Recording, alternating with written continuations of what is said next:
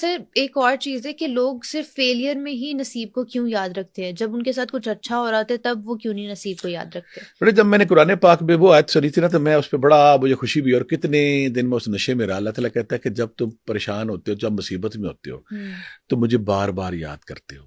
میں جب تمہاری پریشانی، تمہاری مصیبت ٹال دیتا ہوں تو یوں بن جاتے ہو جیسے مجھے جانتے ہی نہیں. ایک دوسرا، انسان کیا غلطی کرتا ہے؟ انسان نے غلطی یہ کی ہوئی ہے کہ عبادت ریاضت جو سخاوت ہے، چیریٹی ہے، دوسروں سے محبت ہے، یہ میں اس لیے کروں گا تاکہ مجھے اس کا ثمر ملے، پھل ملے.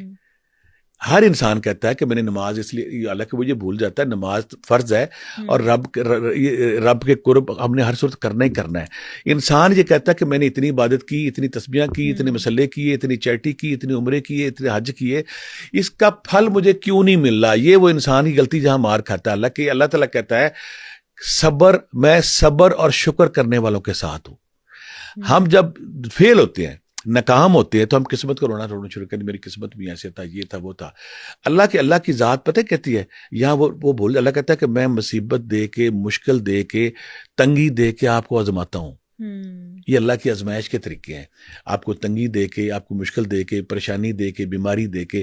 یہاں پہ وہ بندے کو، یہ دنیا سیدھی سی بات ہے، یہ دنیا کی امتحان گاہ ہے.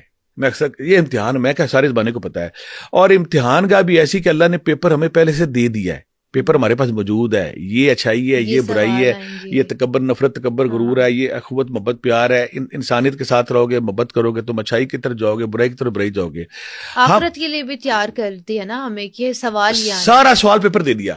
دنیا کا اس سے بڑا، میں کہتا ہوں ممتحن یا اس سے بڑا ایگزامنر کوئی دنیا میں ہو ہی نہیں سکتا کہ جس نے پیپر میں پہلے دے دیا ہے.